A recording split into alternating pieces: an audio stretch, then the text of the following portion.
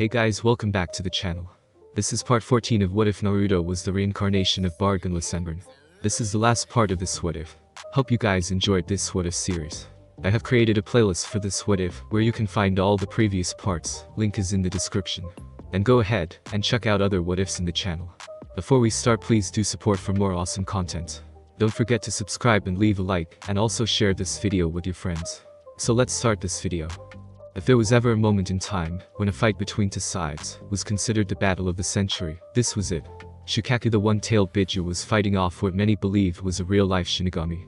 The true embodiment of death was fighting off against a Biju who could destroy anything in its path with a flick of its tail. It was a case of death vs destruction. Such power. Even now, it is taking everything in my power to stay standing, thought Kakashi from his position, staring at Naruto while seeing Tsunade smirk. Impressive. Isn't he, Kazekage-sama? Asked Tsunade while the Yondaime Kazekage gripped his armrest rightly and stared at Naruto's deathly form. That he is Hokage-sama, replied the Yondaime Kazekage with eyes filled with fear. This was what his forces would be fighting. This was the entity that killed Orochimaru of the Sannin. And Hiruzen expected him to just invade Konoha and throw his troops away in the process. Hell no. There were less crazy ways to get the Wind Daimyo's attention to bring Suna back to greatness. He needed to call his side of the attack and needed to do it now. Ready to meet your end, Shukaku. Your big brother Kurama already met his own end when devoured upon my ascension. I have no problem doing the same to you, said Naruto while Shukaku narrowed his eyes at him before they widened. You killed him. I can't sense him in you anymore. Bastard, exclaimed Shukaku, since Kurama was part of their family and now he was gone for good. It was true, the siblings fought in the past when growing up. Kurama being an arrogant ass for having the most tails and thus being the most powerful by default. But still, they never wanted the other to die, much less die permanently. Biju died from time to time, if their Jinchuriki host died before a transfer could be done. It happened. But they would always return within a span of a few years depending on their tails. But this was different.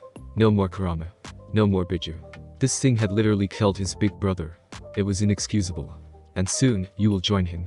The only question is, does your host come along for the ride? Said Naruto before letting out an evil chuckle that made Shukaku shiver slightly with fear and anger. Die. Die. Die, yelled Shukaku before launching his sand right at Naruto with all his rage and fury behind. Only for the sand to be batted away with Naruto wielding the axe Grand Kaida. Naruto uses Sunedo to move behind Shukaku, while floating there for a good minute before the Biju even realizes the entity of death was behind it. Snarling, Shukaku tries to swipe Naruto with his claws in the hopes of shredding him to pieces, but each time he missed. Not because his aim was off, but the fact Naruto was too fast. Or rather seemed to be fast. Naruto actually slowed down time, a power from his Arrancar for a grandfather, to make everything within the field of it to slow down considerably.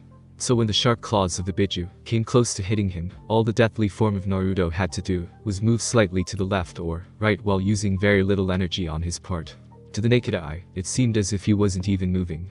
To the naked eye, it seemed the attacks were going right through Naruto with no harm coming upon his person. It was actually freaking some people out. He's unharmed by Shukaku. Our Biju is completely powerless against him. And Hiruzen wants us to invade Konoha and face this monster of monsters. Absolutely not. Thought the Yondaime Kazekage, while secretly motioning for his bodyguard to come forward, and whispered for him to signal the invasion on their end to be abandoned. And to do it with haste. Let Hiruzen hang himself with his own supporters and sound forces attacking Konoha, in order to bring about the former Yondaime's vision of what this village should be in his eyes. Why should his forces be butchered by this deathly horror when there was no return on the investment? If anything, Konoha will be weakened internally and make the Wind Daimyo rethink outsourcing missions to a rival village was a good thing. Is it? Is this all you have? The Biju are said to be fear incarnate. To be beasts of destruction, that when unleashed can reshape the landscape of the world. The only one that has my respect in that regard was Kurama, and if it wasn't for the fact he was arrogant in his power, I would pity him. But not you. You are weak. Your mind is even weaker. Such a waste of a life given to you by your father, the Sage of Six Paths.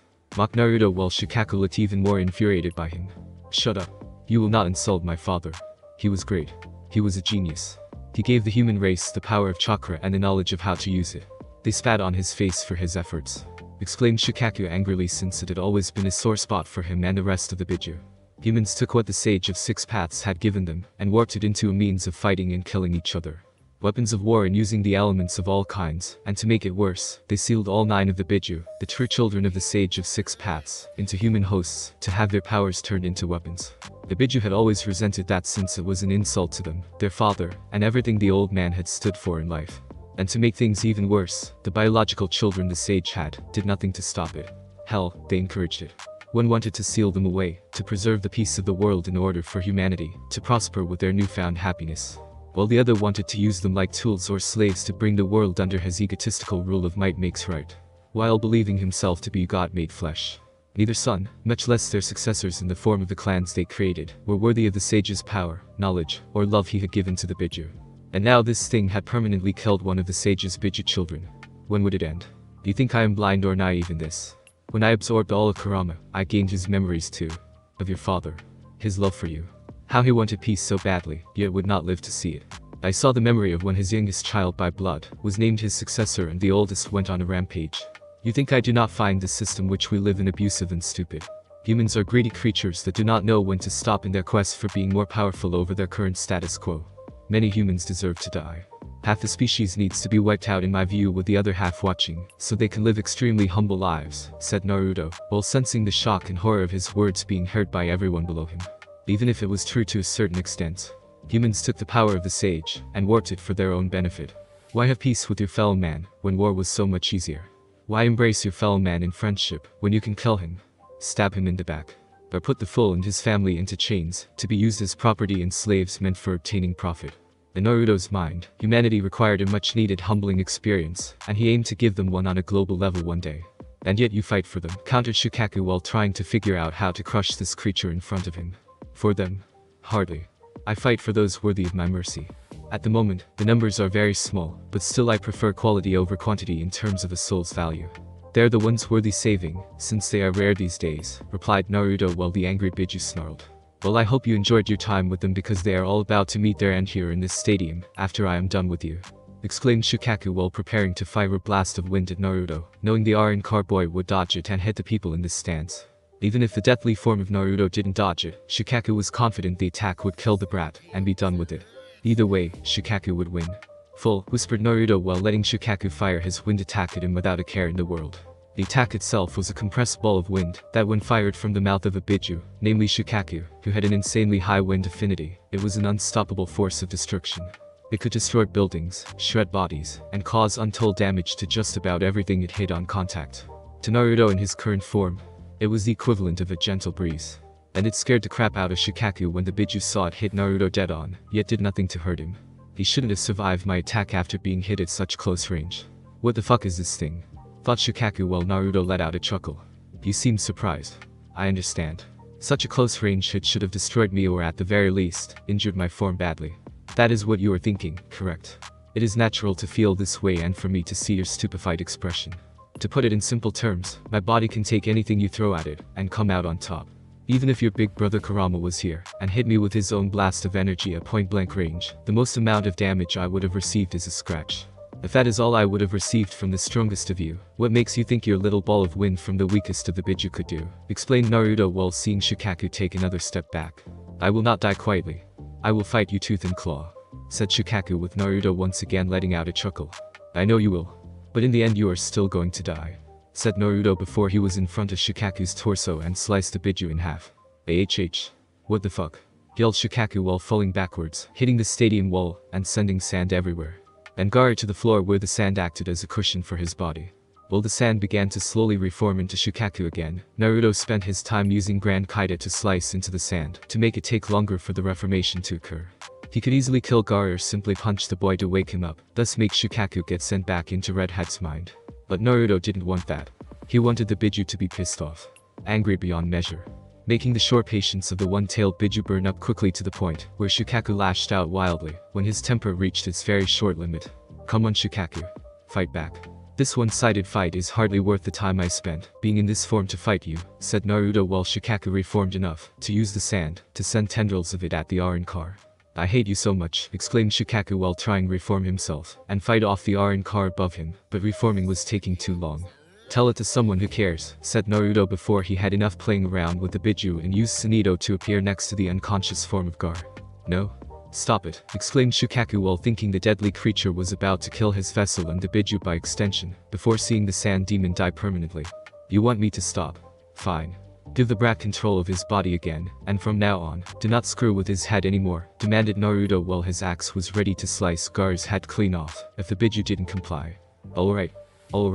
Fucking bastard, exclaimed Shikaku, knowing this was probably his one chance to keep his life and aim to take it. Which is why he made a sand fist and punched Gar in the head to wake the brat up. What? No. Get back, exclaimed Gar in fear and panic, when he realized his situation and saw the deathly entity floating in front of him. Oh really? And why should I? Your demon has retreated away from me, and you are in no position to fight me. All that is left is to swing my weapon and take your head from your body.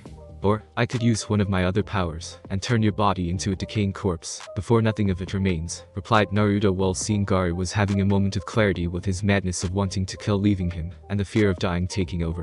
Gar, exclaimed Temari before she moved to stand in Naruto's way with Kankuro soon joining her. Temari? Questioned Gar while seeing Temari stand up for him. Though Gar couldn't understand why since he had been a horrible brother in person to her when growing up. Stay back, commanded Temari while Naruto chuckled. How courageous of you. How noble. You love your brother very much. Even if he has been undeserving of it. So why should I show him mercy? Explain why I shouldn't end his life. His very existence. Explain why I shouldn't simply remove every trace of his body from this world.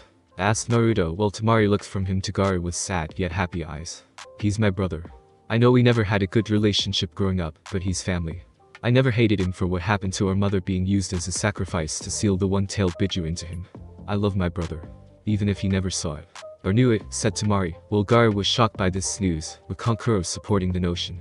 Ever since that night, when their uncle tried to kill him, Gar had hated the world and his people with all his heart. He had denounced love, because someone who claimed to love him had lied.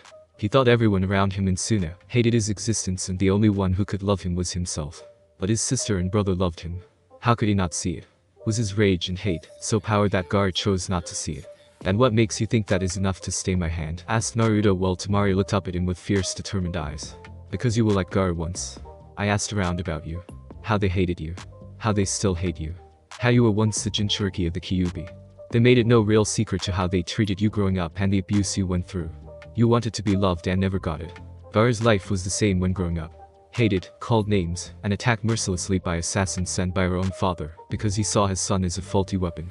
Both of you wanted love, and were denied that one way or another when growing up. I want to help Gar know what is it like to embrace love. Please do not deny him this. Please. Exclaimed Temari while Naruto stared at her with his skull-like face giving nothing away. There was no chuckle. There was no growl of annoyance. There was no sound from the deathly entity, while he stared down at the determined Suna woman, her puppet-using brother. You bring up some interesting points. In truth, I was going to spare Gar his end since I went through all that effort to get Shikaku back in his head, remarked Naruto at last before putting away his weapon and transformed back into his human form. If you were planning on sparing his life, why did you act otherwise? Asked Temari while Naruto smirked. Because I wanted to know your reasons for standing up for Gar. I wanted to know if it was because you saw him as a weapon for Suna to use. Or because you cared for him as a sibling and actually cared about his life as a person. Had you done it for the former, I would have taken your heads right in front of him, replied Naruto, while Temari went pale in the face. Good to know, remarked Temari, while Naruto's smirk became more gentle. In any case, I won the match. So get your brother healed up. From the drain of bringing out Shikaku, he will need quite a bit of rest, said Naruto with Temari putting away her fan and helped Gar up. Temari, I'm sorry, for everything, whispered Gar while Temari herself just smiled gently at her little brother. It's okay, Gar. Everything just became twisted up until now. We can change it for the better. We have a clean slate to work with, replied Temari, while Gar smiled a gentle smile at her. I would like that very much. I want that with Kankuro too, said Gar with Temari's smile increasing. I think we can arrange that, replied Temari while looking back at Naruto, and silently said thank you to him. Winner. Namikaze Uzumaki Naruto. Exclaimed Genma while the crowd cheered at seeing such a display of skill and power. Well, the people outside of Konoha did. Most of the people within booed despite their booing was drowned out. In the stands, Jiraiya frowned since the signal to attack was supposed to come from the Kazekage during the fight Naruto had with Gar. But the signal never came, and the invasion wasn't happening unless Sensei gave the sign to attack. The Sannin frowned since he suspected the Kazekage got cold feet seeing Naruto transform, and didn't have the courage to signal the Suna and Sound forces to attack. Not to mention the sizable chunk of leftover root agent Sensei had obtained following Danzo's death were also waiting in position to strike. Damn. Looks like I will have to signal them. I didn't want to, but Sensei said it might happen if the brat showed off his power.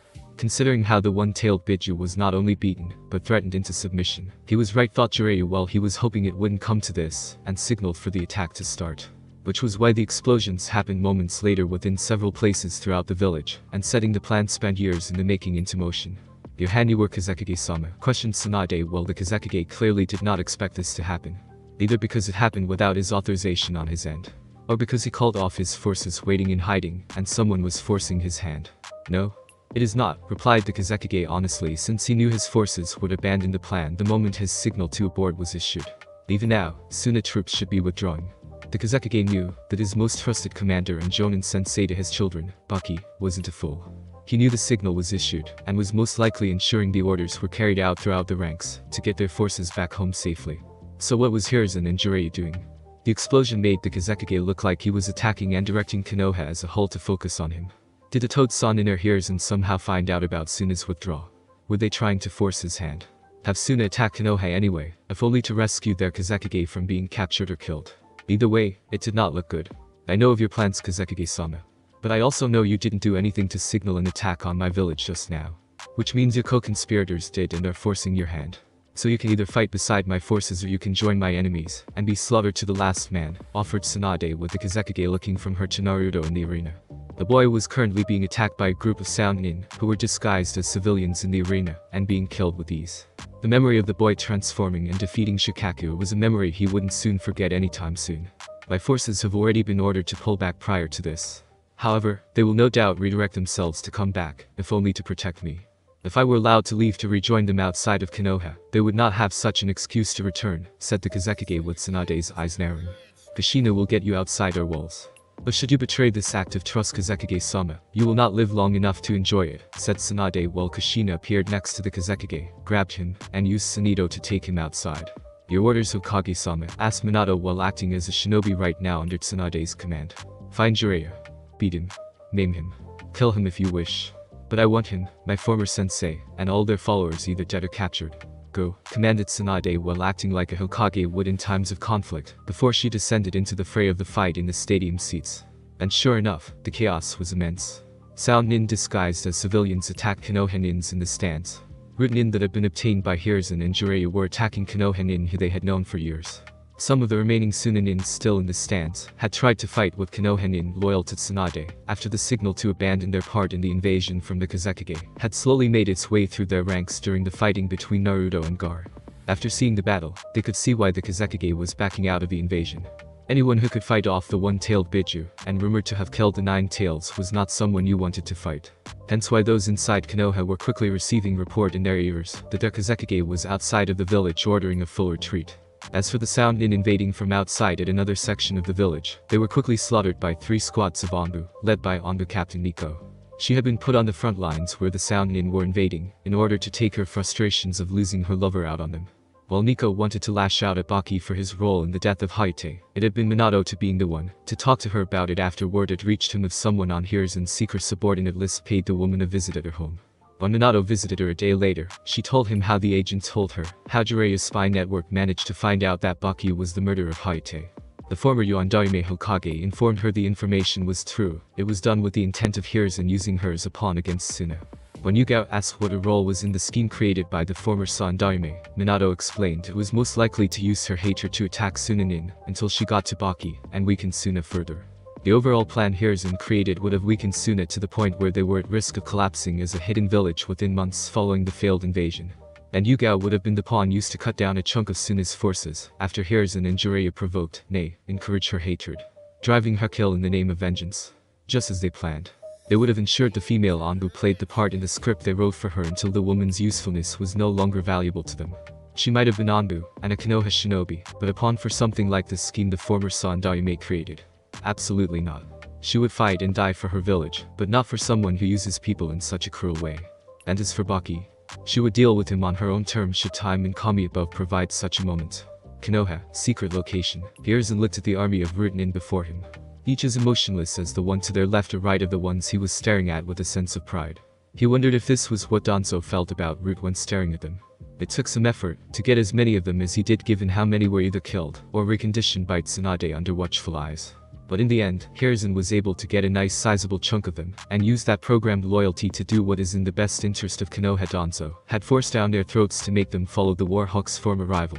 It made sense after all. Hiruzen was stronger, wiser, had been Hokage twice. Danzo did not and was dead. The route that Hiruzen claimed had no problem following him based on that logic. Right now, the explosions, and the fighting above with the Sound Nin would pave the way for Root to mobilize to fight for their faction. Word had already reached him of Suna abandoning their part of the plan, and the former Sandaime Hokage planned to teach the Kazekage what it meant to betray him. When the time was right. When the time is right, you will attack certain points around Konoha. Once they are taken, we will engage Tsunade, remove her, and show the true might of Konoha is with us, not her. The Fire Daimyo has our support, though he cannot openly show it. He has stated as much since it would put him in a bad light for siding with what many would call a rebellion within his own shinobi village. By showing our strength and winning, the Fire Daimyo can claim how impressed our might is against the ninja Konoha produces. As such, he will make the excuse that our superior might will be the forefront of Konoha's power from now on, and allow our side to take control, announced Hiruzen with the masked Root staying quiet while they listened to him. It wasn't their place to say anything.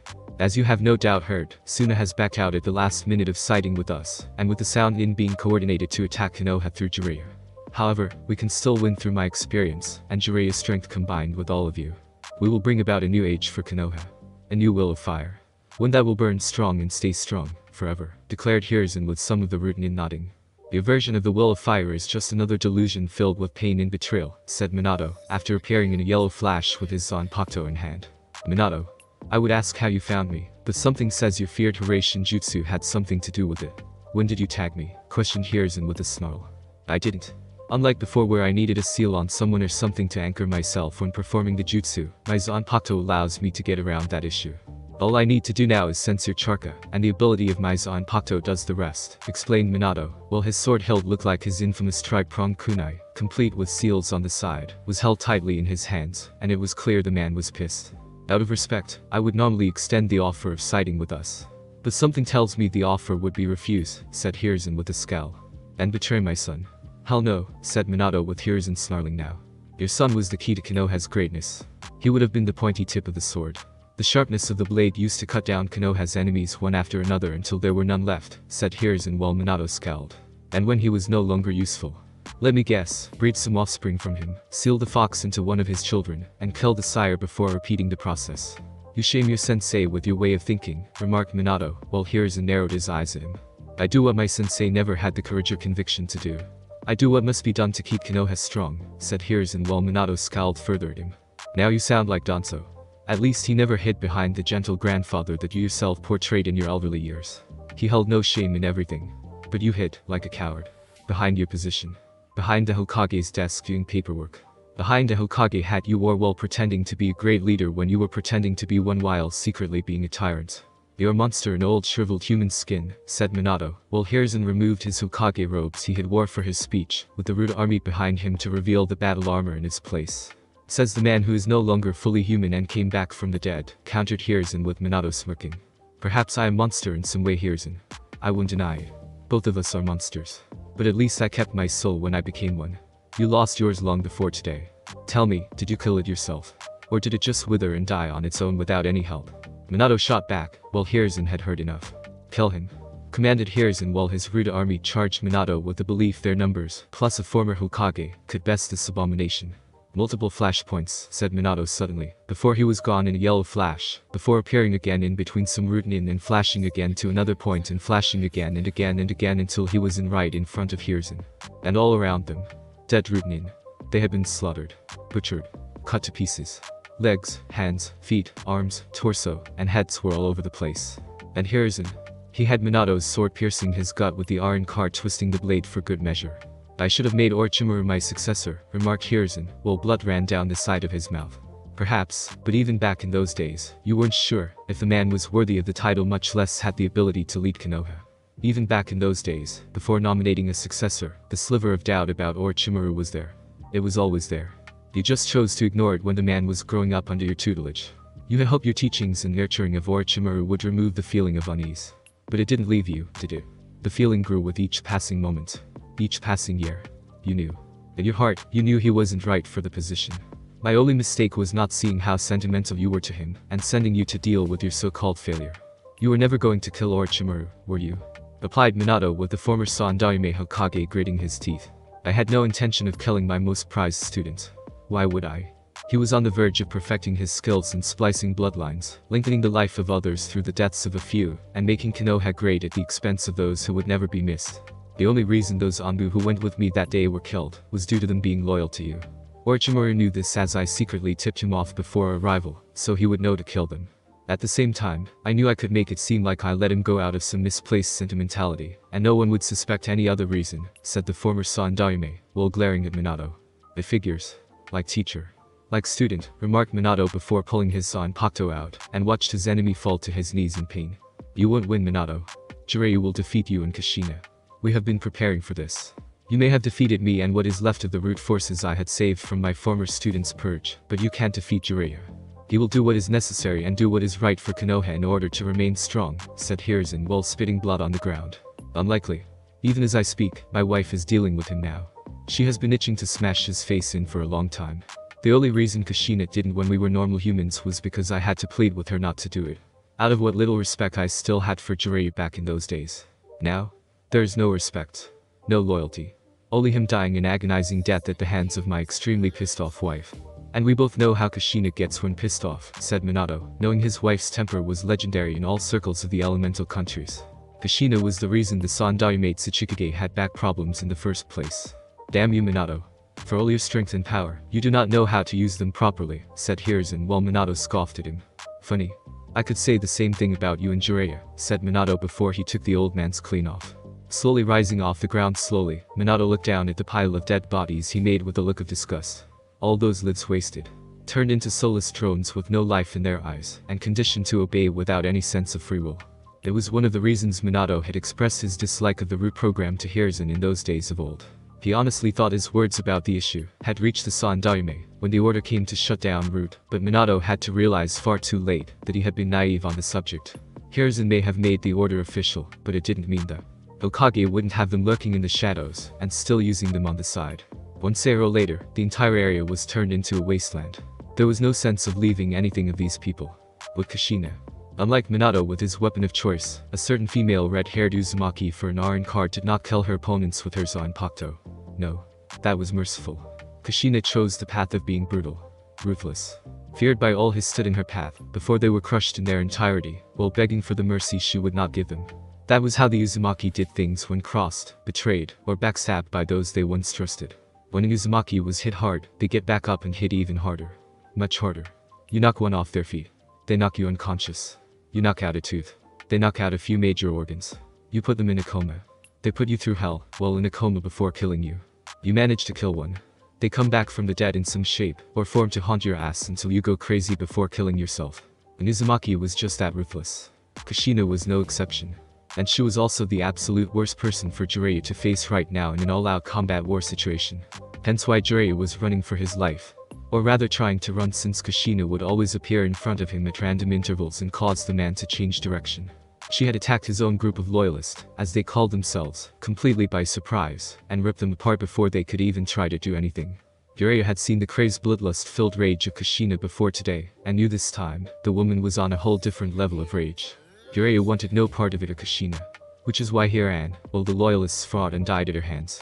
Not that it did him any good, since Kushina made short work of them all, and had proceeded to chase the Sannin down, for the purpose of finishing what Tsunade started all those years ago. Beating Jiraiya literally to death. You always were a coward, when it came to women. Even now, you run like child who was caught, doing something he shouldn't, remarked Kushina before appearing inches from a shocked Jiraiya via Sunito, and kicked him hard in the ribs. And breaking 4 of them. Yeah, well, when the person chasing me is you, any sane person would run away, said Jiraiya, while cursing the fact he could only do so much against this woman, since the toads had essentially cut all ties with him. Meaning no summons. No sage mode. Even if he did have the ability to use it, Jiraiya suspected Kushina would not allow him time to change. Ma and Pa had not been happy with what had befallen Naruto, and the fact Jiraiya had helped contribute to it did not help matters either. They had been infuriated. Add to the fact Minato had returned and met with the toads, to speak to them of his displeasure only enraged the amphibian summons further over the fact Jiraiya had acted like his stupid usual self. Always thinking about his own life, and needs over the lives of others and trying to prove himself everyone's equal when he was not. The Sandaime Hokage had cast a massive shadow over himself, with the shadow from Orochimaru and Tsunade being massive in their own rights. Uraya's was minor by comparison. The man had a spy network, which almost anyone could make with enough effort. Summoning. Nothing new. Even Fuinjutsu was nothing new or impressive at the time, since the Uzumaki clan was still around at the time, and put any kind of work Jiraiya did to shame. The only thing Jiraiya did well, to a point, was he had trained a student, who, easily, surpassed him, and became Hokage of Konoha, if only for the briefest of times. For years Jiraiya rode the waves of said fame, using his once-dead student as a means to get laid with countless women in brothels and seedy bars. Saying I trained the Yondaime Hokage, the hero of Konoha. Made a lot of people bow to you, and a lot of women feel they slept with someone important. Even if said someone was in his slowly increasing elderly years. After what you did to my son. After you betrayed Minato. Me. Did you honestly think your actions would not have repercussions? Asked Kushina before she was behind him, and slammed her knee into the back of his spine with the Sannin struggling to stand up on his knees. Honestly? No. I didn't. No one did. Everyone who cared about the boy was either dead or brought to heel after yours and Minato's deaths. Everyone who hated the brat was in the majority. Just as Sensei hoped when he came back into power. No one was going to stick up for your son. Why would they? Everyone hated him. Those that didn't were watched and threatened in case they tried to make his life marginally better. If only he didn't put on that damn crown. It would have all gone the way it meant to be. If only the damn brat didn't find a way to become beyond powerful and bringing you and Minato back. It would have all gone the way we planned. Exclaimed Jiraiya while looking up at Kushina, who just glared at him. Nothing goes according to plan, Jiraiya. And lifer is a shinobi. You shouldn't even be meddling in thing like that, so-called prophecy, the elder toad blabbed to you. The fact he even told you it was a violation of the sacred rules laid out by the ancient gods and deities above. Rest assured, the old toad will face some serious problems later on about that when the time comes. But you will suffer for your actions. Your betrayals. You will suffer for all the harm you caused in the name of your so-called prophecy and secret ambition to be out of your sensei's shadow, said Kushina while Jiraiya snarled up at her, and found his back was too badly injured to stand. I have every right to do what I did. I wasn't about to consumed by sensei's shadow or live in my students after he became Hokage. I have a right to carve out my legacy in life. The prophecy was going to be a means to cement a legacy beyond them, and I finally get the respect I deserve. Exclaimed Jiraiya before he was punched in the face, and lost some of his teeth. Peeping on women and writing smut based using their likeness, is not the way to get people to respect you, Baka. Countered Kushina while Jiraiya spit out blood and another tooth with his eyes showing the woman he didn't care. That depends on the people. I want respect from you, red-haired bitch. I never wanted it from you or any of the women in my life. Not even Tsunade. I don't respect women or Kunoichi in general. I will never have any respect for women. Why should I? Because you say so. Go to hell. You want to hurt me for being what I am? For believing what I do? Go ahead. Maim me. Kill me. You won't change anything. People like me, whether they demean women, want more power, or wish to control prophecies for the greater good, we are everywhere in this world. In every place. Every rank. Every key position in every country. Meanwhile, people like you, the world has no place for your way of thinking or the minority that believe it, spat Jiraiya angrily, while Kushina cracked her knuckles. Oh, I will maim you, Jiraiya. I will kill you. As for the people like you, it's a good thing there are so many who think as you do. Because now I won't be bored in the coming years when I hunt them all down and kill each one slowly like I am about to do to you, said Kushina, while Jiraiya spit out some more blood. You're worse, you red-haired slut. Your time will come soon enough, and when it does come, no one will bring you back, remarked Jiraiya, while Kushina grinned evilly down at him. Bad choice of words, Jiraiya team. Very bad choice of words, replied Kushina before she unleashed her hatred, fury, rage, and vengeance upon the Sannin. All Jiraiya could do was scream out in pain as Kushina slowly ripped the man apart until the red-haired Uzumaki killed him by ripping what is left of his body in half when she was satisfied with her work. The perverted man had screamed at her when she was ripping him apart. He cursed her. Threatened to somehow haunt her from beyond the grave. To hurt Naruto. Naruto's own children. Anything and everything she cherished. Even going so far as to say he would find a way to kill his own student, her husband, Minato, in front of her. Naturally, it only infuriated Kushina further and provided additional incentive to make the man suffer for his past, present, and future actions he wished to undertake on her family. Never let it be said Uzumaki Kushina wasn't thorough in her work. During an exam arena, if one were to define Naruto's skill with his axe, it would be summarized in few short yet accurate words. Skilled Master of Death seemed to portray this the best. A lot of the attacking force in the arena had gone right after him. They believed with him powering down to his normal state, his level of strength had been lowered, and Naruto himself was weakened from his fight with Gar.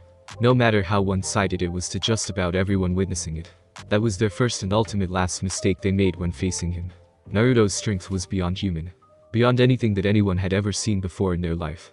He swung his weapon with one hand, severing limbs and heads from their bodies with each new victim that was in his crosshairs. He sliced them in half vertically, horizontally, and diagonally with none of his enemies getting remotely close to him. Any projectiles or jutsus that were launched his way, he either dodged them or they dissolved before their very eyes. One enemy shinobi actually got close enough for Naruto to grab by the face, before using his aging power to make the man's skull brittle, before crushing it with ease. While Naruto was doing his thing, the shinobi loyal to Tsunade did theirs, and flanked the enemy located elsewhere. Zabuza was having a field day right now, cutting through his enemies left and right. The Gondame Hokage had provided him intel on who were supporting Hiruzen's secret coup. They were scattered all over Konoha, either alone or in groups, awaiting orders when the explosion happened. Some managed to cause damage where they were located, some more than others, but Zabuza was quite efficient in his efforts to move from place to place. And he wasn't the only one. Haku was also on the move, also knowing about the potential threat locations, but did not kill them, since she felt they would be more useful alive for future interrogation. There was information these people would know, additional agents, secret base locations, and anything else unknown to the Hokage at the moment. Haku had no idea Biki would send her a fruit basket with a thank you card attached to it for all the fresh victims she sent to his doorstep. There seems to be no end. To think so many people would side with the former Hokage and oppose the current one simply over Naruto-kun, said Haku to herself, while in her hunter nin garb complete with mask, and saw smoke rising in certain areas of the village showing the damage done. Nothing truly major mind you, but still, it was disheartening for the girl to see such a place filled with beauty show its darker, and arguably the uglier side of life. It reminded Haku of the past with her parents, and how the ugliness of humanity had robbed the girl of a loving family. The Mizukage's bloodline purge had brought out the ugliness of humans and their fear, if not dislike for all things considered not normal, or different from the eyes of normal people without bloodlines. Such blind hate for all things different. It had no business being in this world. With any luck, this confrontation would purge the hate-filled cancer within this village, before she along with Zabuza, could purge such a cancer from Kiri. Haku could only imagine how her homeland was suffering. People dying needlessly. Men, women, even the children dying in a senseless war, being fueled by senseless hate. Haku would quietly ask Naruto for help on the issue. If there was anyone she could trust to help her end the role of the current Mizukage, it was him. Elsewhere, we need to hurry. If anyone loyal to Tsunade learns I let you out, I will be hunted for the rest of my life, commented Kakashi, while letting Kabuto out of his cell. Well, you are siding with the former Sandaime and Jiraiya in their coup against Tsunade. What do you expect? Questioned Kabuto with a knowing smirk on his face. I expect you to get out of here, and go underground until the time is right to strike out against the Hokage. Can you at least do that? Countered Kakashi while Kabuto's smirk grew. Of course. If there is one thing I know how to do, it is to stay hidden. Plus, I have to wait until my limbs fully regenerate. Your sensei made my capture very painful. I will have to return the favor someday, said Kabuto while walking away from them. Oh, we can't have that, commented Naruto, while Kakashi and Kabuto's eyes went white in shock and horror. What? How did you know to come here? I thought you were still fighting in the arena. Questioned Kakashi with Naruto smirked. I was fighting, and I killed everyone who came after me. Everyone else was outflanked by Tsunade and those loyal to her. When I sensed you were no longer in the arena, I did a little checking for your chakra signature. What a surprise to see that it should be here of all places, freeing Orochimaru's final student from his prison. That's low. Even for you, said Naruto while Kakashi narrowed his eye at him. Sandaime-sama and Jiraiya-sama need all the help they can get to defeat Tsunade, in order to take over Konoha, said Kakashi, while Naruto smirked and chuckled. Difficult for them to do with their lives violently snuffed out. Mother and father took care of them personally, replied Naruto with a small laugh, and was enjoying seeing the shocked look on the faces of his enemies. No? It is not possible. Sandaime-sama and Jiraiya-sama were supposed live following the coup, and to lead us to a restored Konoha. With them gone, who will bring back what we once had? Thought Kakashi while glaring at Naruto. And it's not just them. But their loyal supporters and agents throughout Konoha are being hunted down as we speak. It won't be long before all of them are either dead or thrown into prison. Though which one you will fall under is currently up in the air, said Naruto with Kakashi raised his headband to show his Sharingan. I will fight you with all of by being Naruto. I wouldn't die so easily, said Kakashi and went through the hand signs to form the Rikiri. You can fight me all you want, Kakashi. You will still lose. Though admittedly, I wouldn't be the one killing you, said Naruto before he used Sunedo to get in front of a retreating Kabuto and thrust a hand through the spy's chest. And ripped out of the man's heart before crushing it. He wouldn't be the one to kill me. What does that Miak? Thought Kakashi before he was stabbed in the back of his head with a kunai from one Mitarashi Onko. Bastard. He went on about loyalty to comrades, but in the end, it was all a bunch of crap from a hypocrite, spat Onko while she looked at Naruto, who glanced down at the fallen form of Kakashi before focusing on her. Does it really surprise you? The man reads porn, is late for assignments, meetings, and anything else without a care in the world. He saw himself as the son my father should have had in life. A spot that was mine by right and by blood. A spot he could not stand being usurped by me. Especially by me, commented Naruto before he narrowed his eyes and glanced in a direction to his right. What is it? Asked Anko with Naruto snarling. The Uchiha never learns. Even now, he does something stupid, remarked Naruto before he used Sunito to head toward the Moron. That's not a good sign, commented Anko before she rushed off to help take out more of the former Sandaime Hokage's loyalist. With Sasuke. Hold still, bitch. Commanded Sasuke while he tried to attack Ino with a kunai in hand and his skill in taijutsu. Fuck off, Uchiha. You would kill a fellow shinobi of Konoha. You're lower than trash, commented Ino while Sasuke had a crazy look in his eyes while they were fighting and the Uchiha putting her on the defensive. You make it sound like it matters. Not to me. Not to an Uchiha. Comrades. Friendship. Loyalty to others. It means nothing to us. Power is the only thing that matters. Hurting others is our bread and butter. Always has been since the days when Uchiha Madara was barely a teenager. I have no love for Konoha. Or the people who live in it. When I rip you to pieces, I will show your remains to that loser you would call a husband. I will laugh as he cries tears of sorrow and is denied something he should never been allowed to have in the first place. Exclaimed Sasuke while trying to hurt Ino by targeting her face and upper body. No point in damaging the lower part of the girl. Not yet. Not until he was done with her after beating the girl senseless. You're a bastard. Naruto came from nothing, well you had everything growing up. The moment he obtains some measure of happiness, you have to take it away, because it makes his life better than yours, said Ino while trying to push Sasuke back using a kunai of her own against the Uchiha's blade. Of course. No one is allowed to have a better life over mine. I won't allow it. I will take the happiness people have and destroy it. It doesn't matter who they are, or what they do in life. Besides, why should anyone aside from myself know what happiness feels like? Exclaimed Sasuke while knocked Ino into a wall and had his kunai pressed against her throat. And what do you consider happiness, Sasuke? Asked Ino while hoping to stall for time, so someone could get the Uchiha off of her, or possibly attack his mind, before he could slice her throat. Easy, you dumb bimbo. This world on its knees submitting to me as its one true lord, master, and god. Answered Sasuke with his grin never leaving him. The only thing you could be called the god of is arrogance and stupidity. Countered Ino before spitting in his face. And naturally, it pissed off the Uchiha greatly. After I'm done with you, the mirrors you love to pose in front of will no longer be your best friend in the morning, said Sasuke coldly while Ino to his surprise smirked. And after I'm done, your mind will no longer be yours. Mind shatter jutsu. Exclaimed Ino with her left hand shooting out and touching Sasuke's right temple. And it was in that moment, Sasuke world as well as mind, shattered like glass being hit by a projectile. Now, for those who might not know Sasuke family tragedy, his entire clan with the exception of his big brother Itachi, were killed on a single night.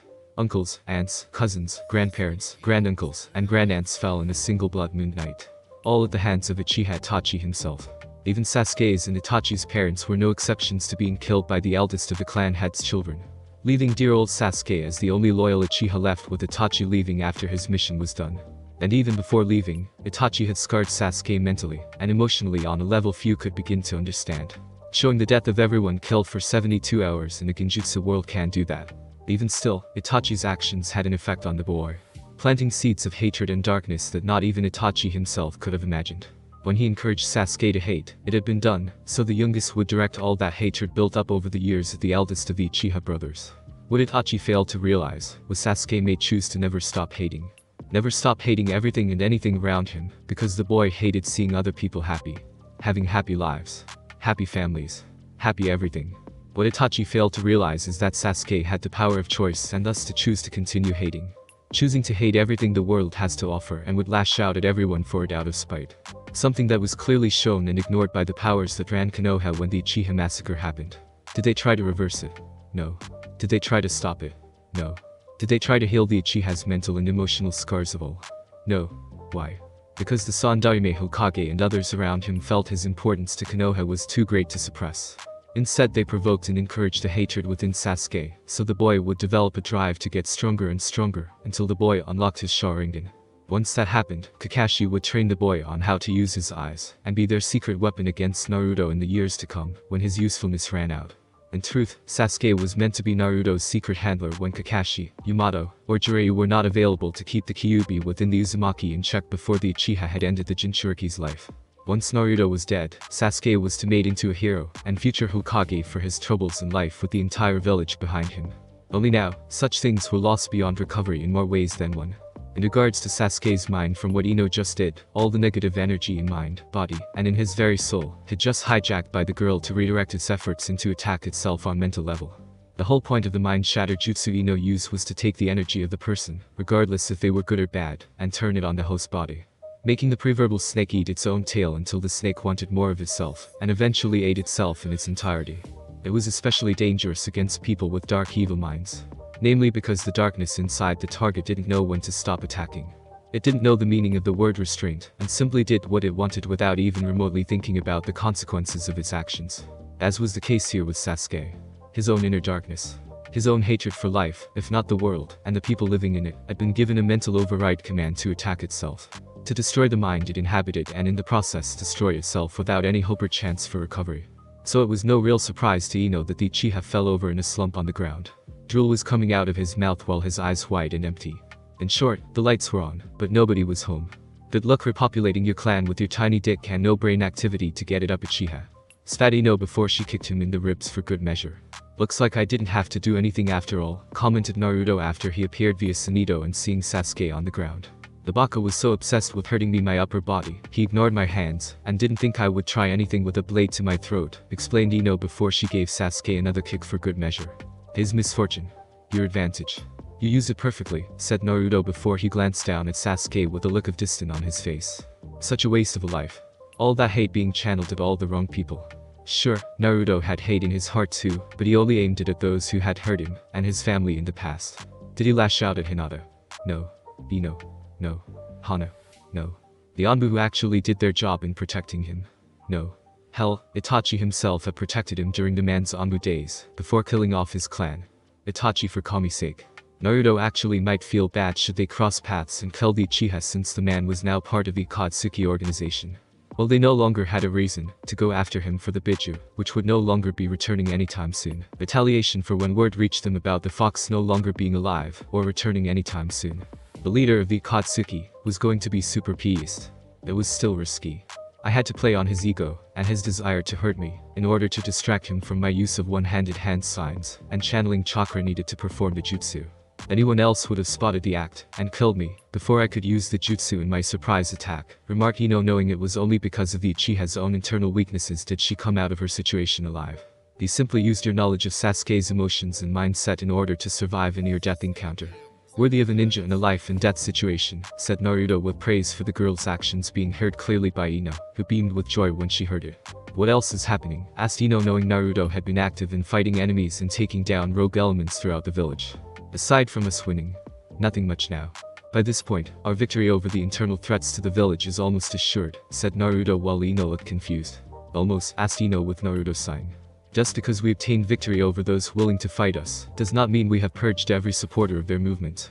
We will have to be vigilant in the coming years after today. There will still be people in Konoha wishing you, me, Hinata, my parents, the Gondame Hokage, and those loyal to her to fail. For us to fall. Either by their hands or the hands of the enemies we have outside of Konoha. They don't care how it happens so long as it does happen, said Naruto with Ino frowning and crossing her arms in front of her. Those bakas can try all they want until they're green in the face. We will win against our enemies outside of the village and against those inside, said Ino with Naruto nodding. Agreed. Still, it will take a lot of hard work. So I hope you are prepared for the long road ahead of us, my dear, said Naruto with Ino smirking back at him. I'm not Sakura. I'm not going to rely on others, or the Uchiha to save my ass from you like she would. In fact, I can only imagine how she will react when hearing her true love is basically brain dead, replied Ino, knowing Sakura was going to flip out when she heard Sasuke now had an IQ lower than a rotting vegetable. One can only hope it will remove her from our lives on a more permanent setting, said Naruto, while secretly hoping what happened to Sasuke would send Sakura over the edge and give Tsunade more reason to lock the girl away. One can only hope. Thanks for listening. I do hope you enjoyed. If you want a next part of this video, like, subscribe, and comment down below, and turn on that bell notification, and also check out the other videos that I have created and enjoy. See you in the next video. Peace.